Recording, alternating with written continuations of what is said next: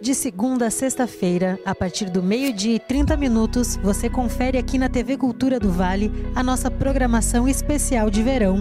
Uma seleção de reprises de programas, espetáculos e documentários que fazem parte da nossa história.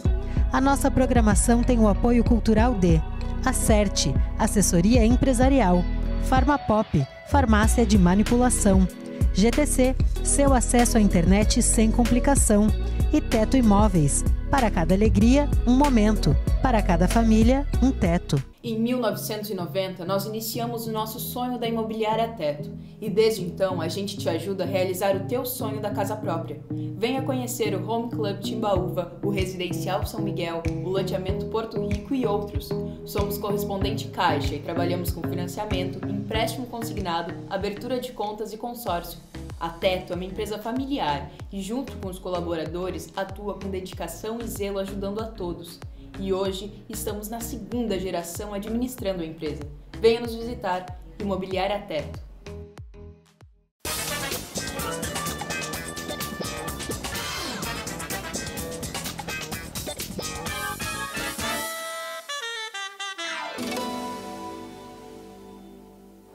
Olá, muito boa noite. Estamos começando mais um programa Cultura Debate e hoje, no Dia do Escritor, estamos recebendo os escritores montenegrinos Pedro Stil e Karina Luft. E você pode participar, fazer perguntas de duas formas, através da fanpage do Facebook, facebook.com/TV Cultura do Vale, ou pelo nosso WhatsApp, cujo número é 998-240324, repetindo, 998-240324. Primeiras damas, né? Boa noite, Karina. Boa noite, Leandro. Tudo bem? Tudo bem. Tava com saudade de ti, né? Eu Nós tínhamos também. aqueles programas que nos apresentávamos em outras eras, Verdade, né? outras épocas. Vamos te ver de novo. Verdade. Estou super feliz, fiquei super feliz com o convite, agradeço. E também. até para compartilhar esse momento com o Pedro aí, muito bom.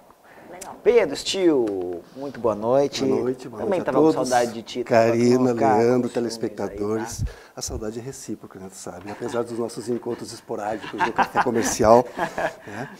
É lá que a gente se encontra. É sempre muito importante, sempre muito saboroso, né? E Sempre falar de muito literatura, gostoso né? estar aqui com a Karina, contigo, com os telespectadores, conversando sobre aquilo que a gente gosta de fazer, né? É verdade. Ô, Karina, olha aqui, ó. Uma frase do Caio Fernando Abreu.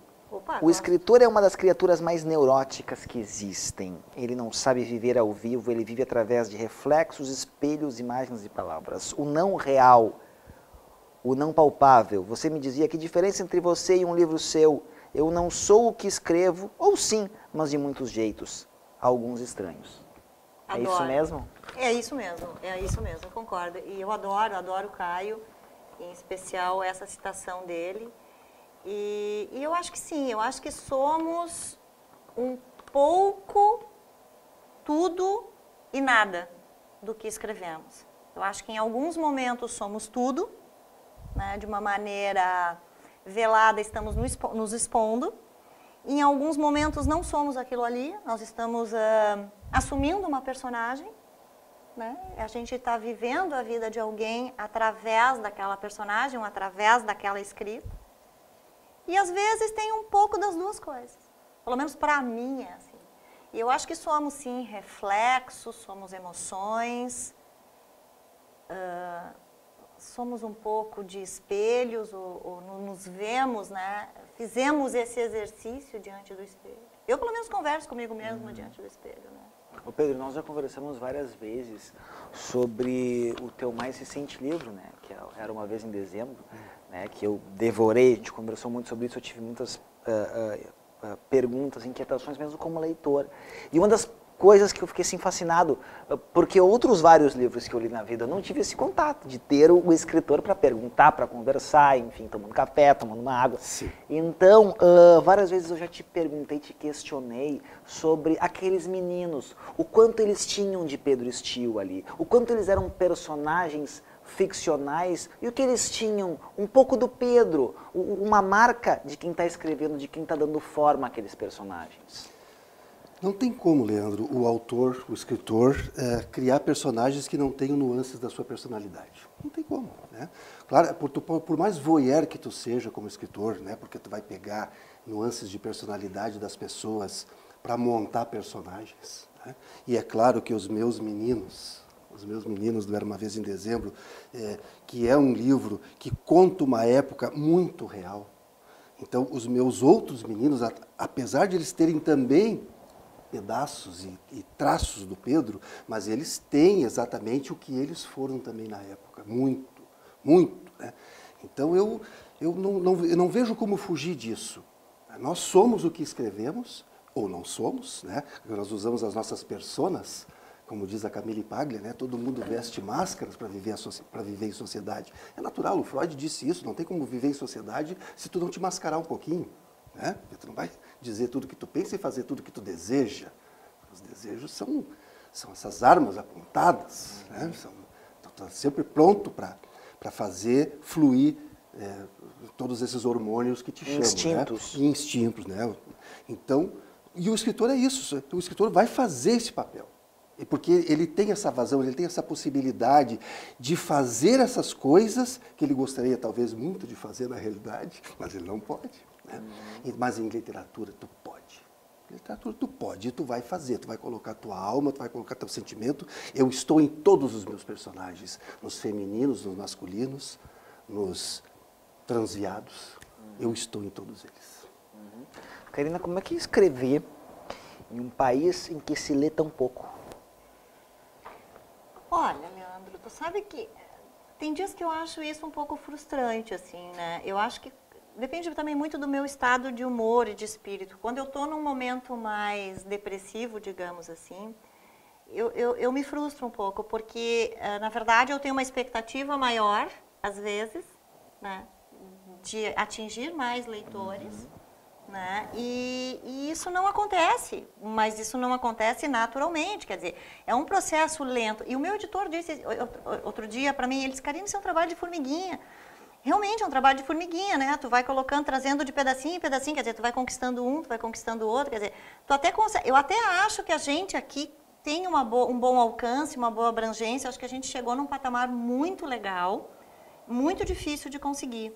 Mas ainda assim eu acho frustrante e desestimulante. Eu acho que o que me faz manter na literatura e na escrita é justamente esse desejo de me salvar, de aliviar minha alma, minha inquietação como um exercício meu, entende? Porque se fosse algo comercial, digamos assim, na expectativa de dar para receber algo em troca, eu acho que eu seria mais infeliz, assim, seria mais complicado, porque...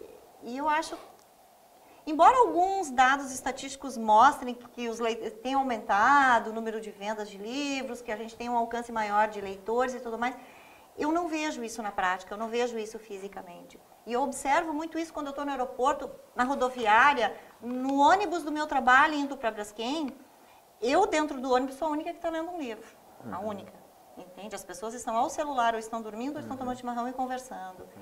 No aeroporto, esses tempos, na sala de embarque, me chamou a atenção. Quantas pessoas tinha ali? Talvez umas 80, era eu e mais uma que estávamos com um livro, né?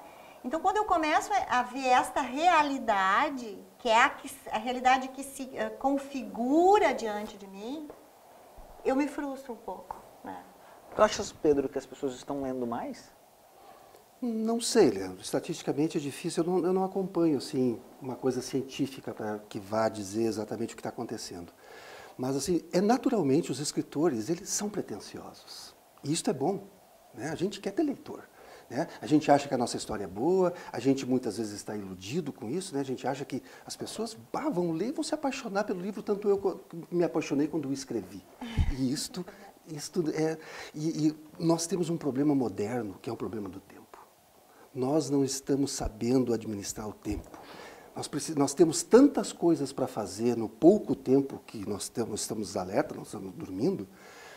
Se nós olhar, por exemplo, eu estou lendo um livro muito bacana agora sobre o Homo sapiens e a formação da psicologia humana no tempo do caçador-coletor, e que ele foi, milhões de anos, ele foi aquilo.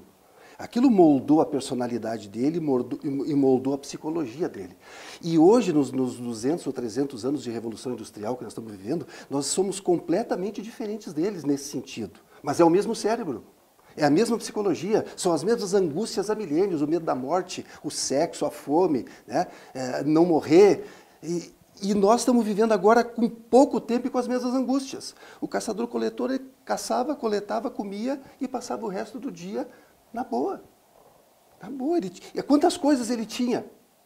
Ele tinha um tacape, ele tinha uma coisa nos pés, e ele tinha um manto sobre ele, um arco e uma flecha. Uma pele para se aquecer. Isso, e com aquilo ele viajava o quadrante que ele ocupava do espaço. E era tudo que ele tinha que se preocupar. Pega uma criança hoje, quantos brinquedos ela tem? Pega uma dona de casa, quantas coisas ela tem numa cozinha? São milhares de coisas a mais do que tinha um caçador-coletor, cuja psicologia é a nossa psicologia. Então, ele tinha tempo e ele tinha poucas coisas. Ele sabia lidar com aquilo. E ele moldou uma personalidade baseado naquilo. E nós, com aquela personalidade das poucas coisas, nós temos muitas coisas. Com aquela personalidade do muito tempo, nós temos pouco tempo.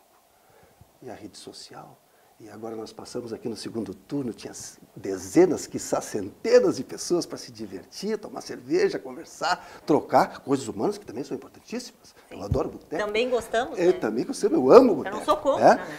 Mas eu preciso achar tempo.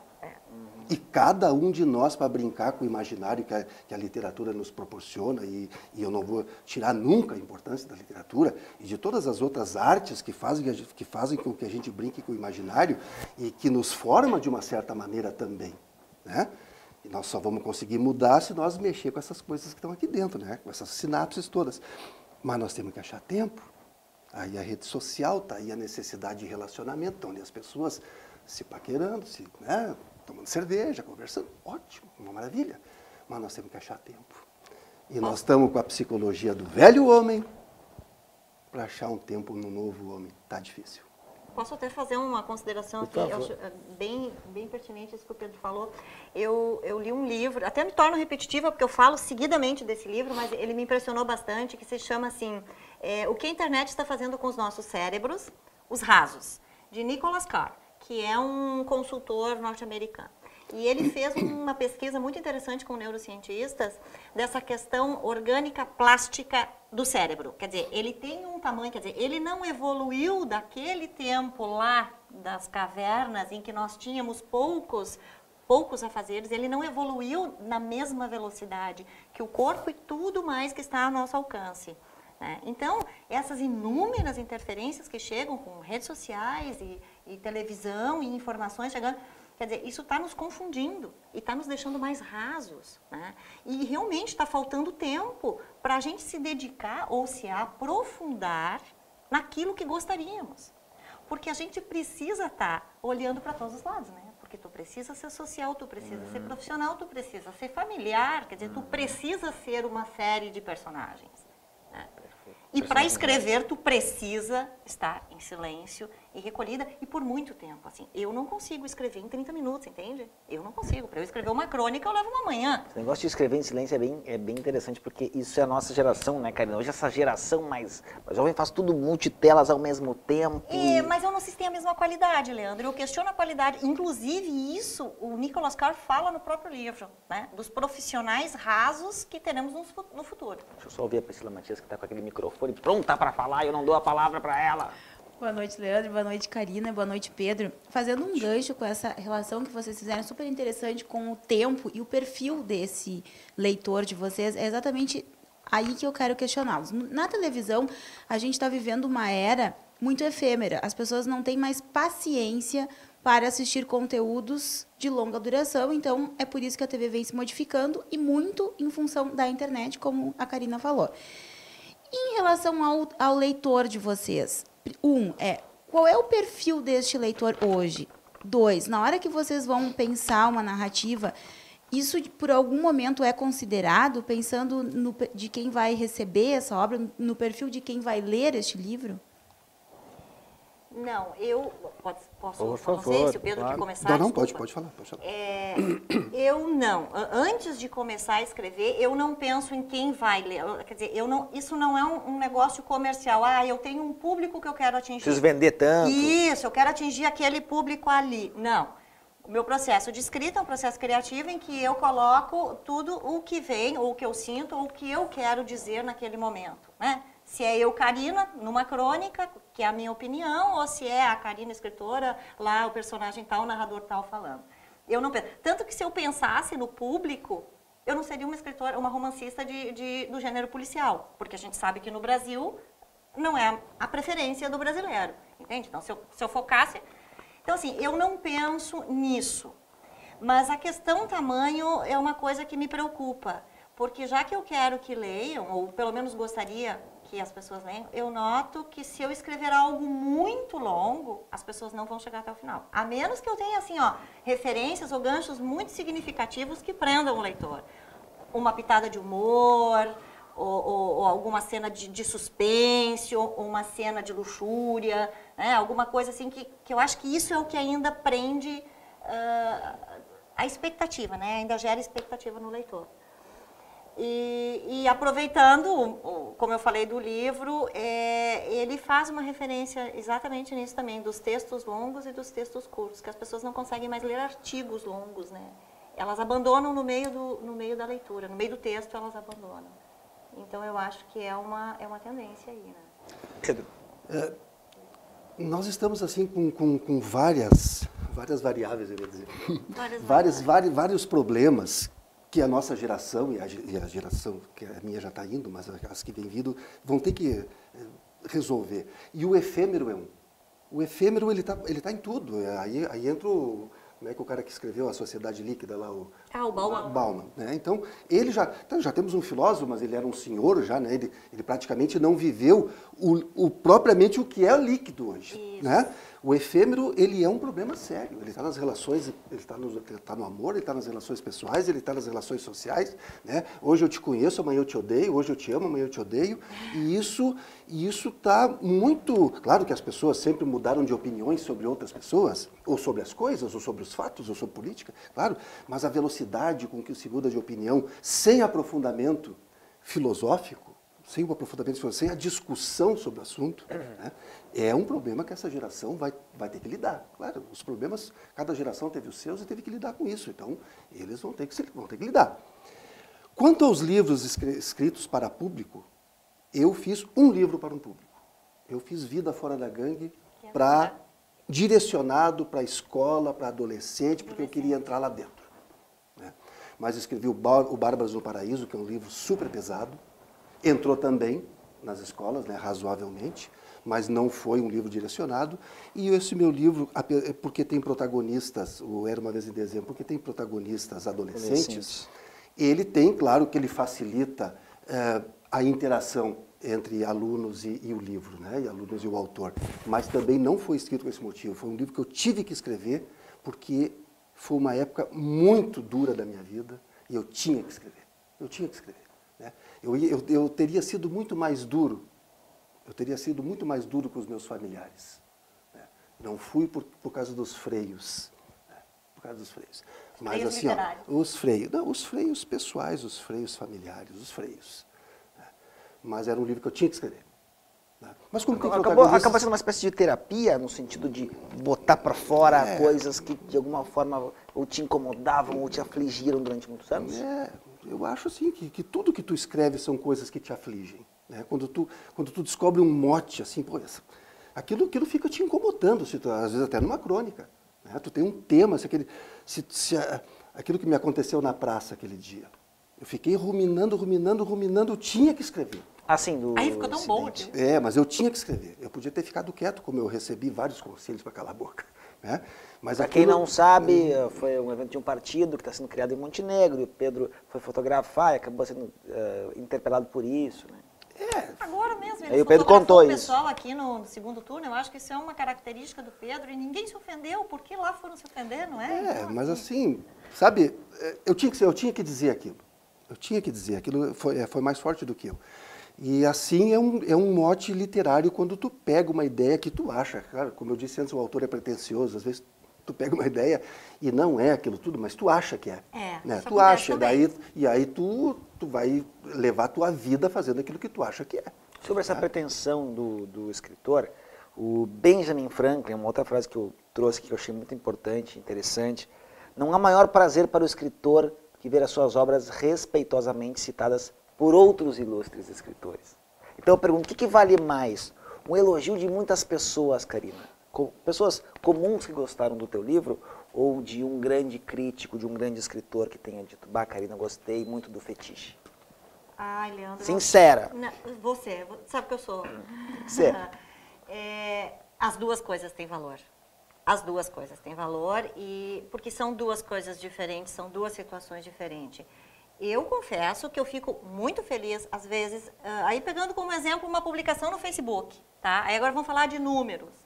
Às vezes tem um alcance pequeno, são poucas curtidas, mas eu olho, tem algumas 5 ou 6 pessoas ali que são tão importantes para mim no seu conhecer ou no seu desenvolvimento intelectual, que quando eu vejo eu penso assim, puxa, que legal, tal pessoa curtiu isso. Quer dizer, naquele momento, naquela escrita tem muito mais valor do que se outras 500 tivessem curtido, né? Mas a outra variável também é verdadeira, entende? Daqui a pouco nenhum crítico vai falar absolutamente nada do livro, nem de bem nem de mal, vai ignorar. Mas eu tenho inúmeros leitores e um alcance grande, e as pessoas me param na rua, ou as pessoas me mandam um messenger, né? Uma pessoa lá do Nordeste, sabe, de um outro lugar. Olha, eu li o Fetiche, eu li o Verne, que legal, gostei muito. Pronto, é o suficiente.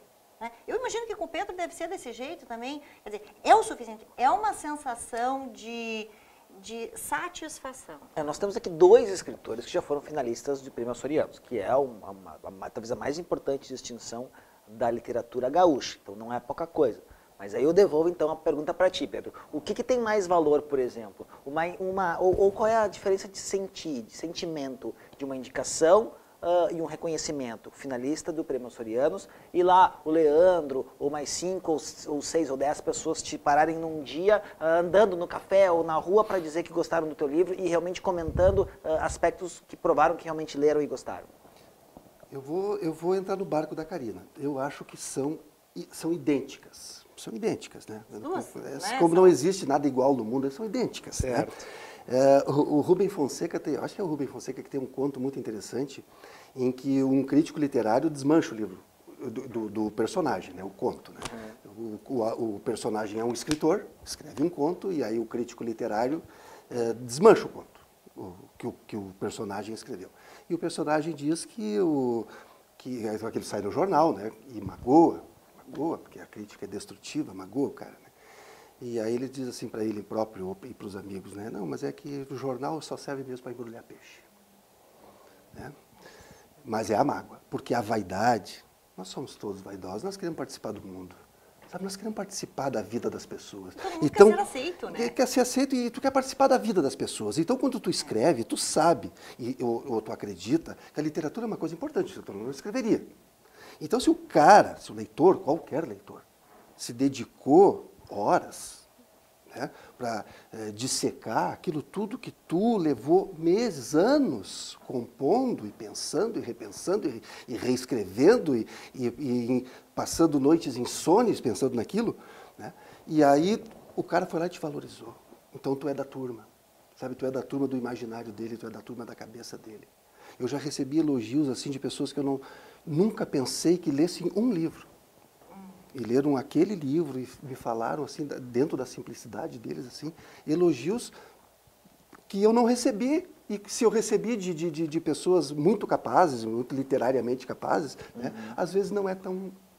Mas eu acho que são todos importantes. Nós estamos aí para colocar o livro no mundo. Então nós queremos que todos os que tenham acesso gostem daquilo que a gente escreve. Né, tu não quer ser um patinho feio, tu quer que o teu livro seja um patinho bonito. Né? Mas é claro que a crítica nós temos um problema na cidade, nós não temos crítica literária. Nós tínhamos que ter crítica no sentido de apontar defeito, de apontar erro. Como se faz nas oficinas literárias, Isso. Não é? A professora lá de São João Batista, que trabalhou meu livro... Alma? A Alma, né, um pouco antes de eu fazer, ela trabalhou o livro, mas um pouco antes de eu fazer a palestra, nós nos reunimos e ela disse, olha, teu livro tem esse defeito, esse defeito, esse defeito, esse defeito. A primeira edição. Né, encheu o livro de defeito, no bom sentido. Daí, quando esgotou aquela edição, fui lá e fiz outra, arrumei todos os defeitos que ela tinha apontado. Né. E ela fez um trabalho muito bom para mim, ela fez um trabalho de crítica literária, um trabalho que eu não tenho. E isso é fantástico, né? Eu acho isso muito bom. Eu gosto bastante e eu acho... Cada vez que isso acontece, a gente dá um salto, né? E aí existe a humildade que serve para qualquer pessoa, em qualquer situação da vida, né? Saber receber uma crítica de forma humilde e melhorar a partir disso só faz bem, né? Só faz bem. Sim, faz bem para ti, faz bem para a obra. É que a gente tem que aprender também a filtrar a crítica, né? Porque tem a crítica... daquele que vai... Exato, a verdadeira. Tu tem que, eu costumo ver a fonte, né? Bom, é um intelectual, é um professor, é uma pessoa com um nível superior do que o meu literário. E ele vem e me diz, olha, Karina, quem sabe vamos melhorar isso aqui, tu vê, esse personagem não tá legal. Eu acho isso fantástico. Agora, diferente de quando vem uma pessoa que não tem muito conhecimento e esculhamba aquilo ali, entendeu? Aí é diferente. Aí, para mim, isso não é crítica, né? Isso aí é uma grosseria. Hoje tem muita gente que escreve, ao contrário de, sei lá, 20, 30 anos atrás, hoje é relativamente fácil escrever e publicar um livro. Então, por exemplo, se a gente pegar Montenegro, né, tem vários escritores ou autodenominados escritores. Isso é ruim, Karina? Tem muita gente que não teria condições e acaba escrevendo um livro, ou o próprio mercado, digamos assim, as pessoas se encarregam de destacar realmente quem tem talento e quem não tem. Eu não acho ruim, assim, eu não acho ruim. Eu acho que todo mundo tem o direito e se gosta, e se aquilo faz bem, tem que ir em frente para qualquer situação. Até porque o próprio mercado dirá, né? Porque a gente tem o escritor e o produtor de textos. Quer dizer, tem muita gente que escreve textos, não faz literatura, porque fazer literatura é um negócio muito difícil. Eu mesma, às vezes, me questiono até que ponto eu sou uma escritora, eu não sou apenas uma produtora de textos, entende? Até em que nível, em que patamar eu estou para ser considerada uma escritora? Será que sou realmente uma escritora? Quer dizer, eu não me vejo assim, porque se eu me comparar com os escritores que eu considero as minhas referências, eu estou muito distante deles. Eu sou uma pessoa que escreve, né? Então, eu acho que a gente tem a pessoa que escreve, o produtor de texto, o escritor, o escritorzinho, o escritor, né? Nós temos aí várias classificações aí dentro, pelo menos eu enxergo dessa forma, né? Acho positivo todo mundo se expressar e o mercado vai dizer, como diz o meu editor, a prateleira vai te dizer. A prateleira vai te dizer, entendeu? Porque o boca a boca vai levando, né? Eu li o livro do fulano, gostei, passa. Quando tu vê, tu vai indo. Tu concordas, Pedro? Existe uma espécie de seleção natural que naturalmente os mais aceitos, para não dizer os mais fortes, como Darwin, sobrevivem? Não, claro que existe uma seleção natural, né? A gente tem que partir do princípio que escrever é muito difícil.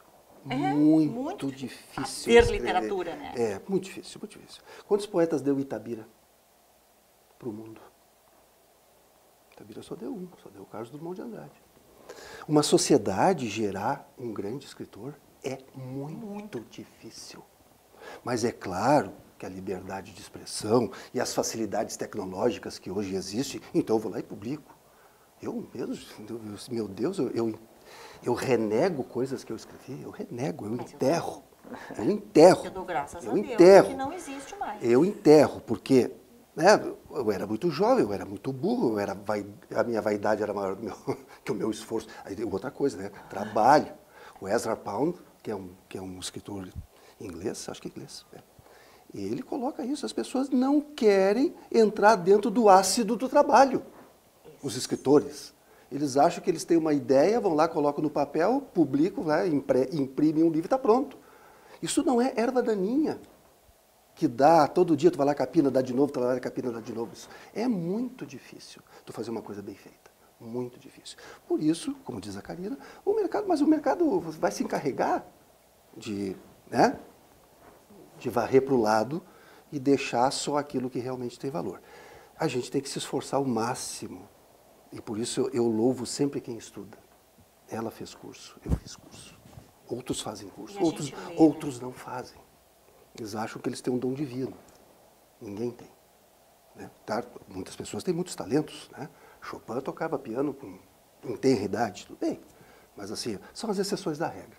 A maioria dos grandes escritores teve que aprender. Técnica se aprende. Não é um processo Chico Xavier que baixa em idade lá e sai escrevendo. Existe técnica. E uma boa ideia. Se tu tiver uma boa ideia técnica, né? E uma mão boa para criar personagem, para criar cena, para fazer cinema, porque livro, quando tu está lendo, tu está imaginando. Está imaginando a cena, tu está fazendo cinema. Perguntinha rápida que tu disseste aqui, que hoje renega algumas coisas que escreveu e tal. O amadurecimento, para não dizer o envelhecimento, coloca mais freios? Ele te torna seletivo contigo mesmo. Eu acho isso bom. Porque Mas eu digo, quando o Pedro tinha 20 anos menos, ou 30 anos menos, tinha mais coragem, ou talvez até inconsequência para dizer certas coisas? Não, sim. A adrenalina, o hormônio, para não dizer outras coisas na televisão. Tudo vai ficando mais calmo. Isso. Sim. Eu acho que quando tu é jovem, tu é mais impulsivo, tu é mais inconsequente. Né? Tu faz coisas que tu, né, em literatura, hoje não faria mais. Que tu não faz. Né? Mas o lado bom disso, se é que existe, né? Eu acho que o envelhecimento só tem lado ruim, mas o lado bom é que tu fica em cima. Tu autocrítica, como tu já sabe que borracha, ou tu pretenciosamente sabe que tu já fez algumas coisas legais, tu não vai fazer depois de velho uma baita de uma merda.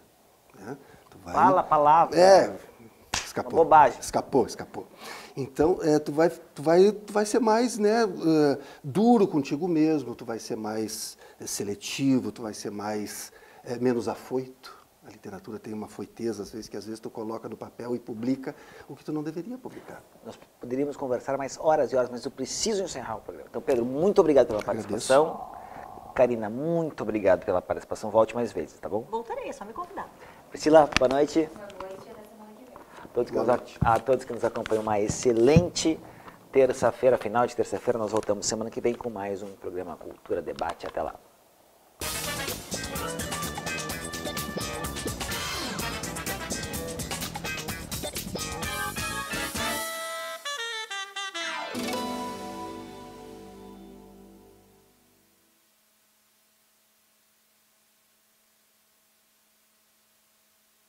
Um lugar que busca sempre humanizar as relações entre empresa e pessoas. Assim é a Acerte.